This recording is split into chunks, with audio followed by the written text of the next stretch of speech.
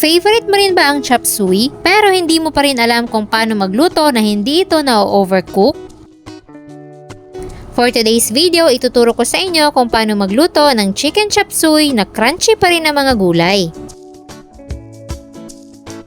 Meron tayong pinakulo ang tubig dito. First is ibablanch muna natin ang ating broccoli at cauliflower. Mga 1 to 2 minutes lang and then pwede na yang hanguin.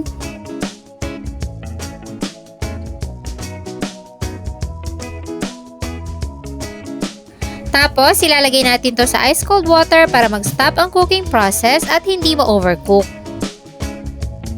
Then, itabi lang muna at sa isang kawali, magigisa na tayo ng sibuyas,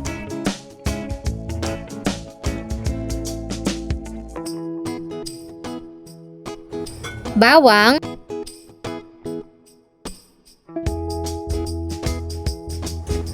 at yung ating chicken thighs. Mas gusto ko yung part na to kasi mas malasa siya. Pero pwede naman kayong gumamit ng ibang part ng chicken. Then habang ginigisa, magtitimpla tayo ng konting asin at black pepper.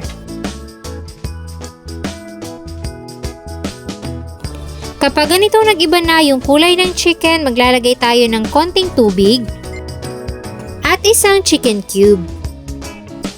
I-simmer muna natin to hanggang sa ma-fully cook yung ating chicken bago natin ilagay ang mga gulay.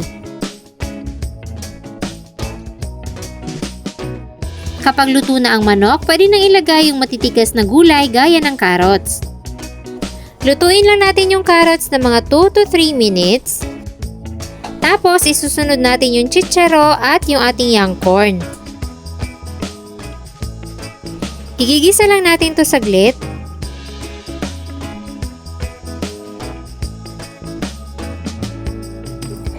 Tapos lalagyan natin ng konting tubig. Kapag kumukulo na, pwede na nating tikman para ma-adjust natin yung lasa. Since sakto naman yung lasa dahil sa ating chicken cube, magdadagdag lang ako ng konting black pepper. Then, pwede nang ilagay yung ating broccoli at cauliflower. Isasabay na rin natin ang green at red bell peppers. I-mix lang natin saglit bago natin ilagay yung ating repolyo at yung ating boiled na itlog ng pugo. Haluin na lang natin itong mabuti.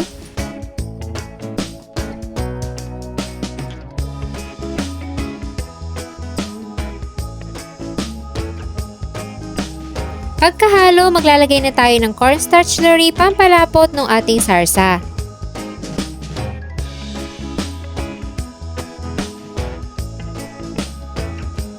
So, since malapot na yung ating sarsa, ready na ang ating chicken chop suey.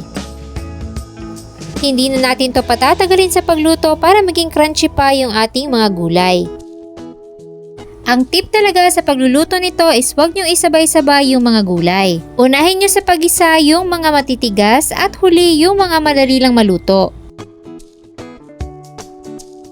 Ilalagay ko na rin dyan sa baba ang kompletong listahan ng mga sangkap para hindi na kayo mahirapan. Kaya sa mga cravings ng chop suey dyan, subukan nyo na yung ating recipe. Napakasarap nito dahil crunchy-crunchy pa rin ang gulay at hindi siya overcook. Sana ay nagustuhan nyo ang ating recipe for today. Enjoy!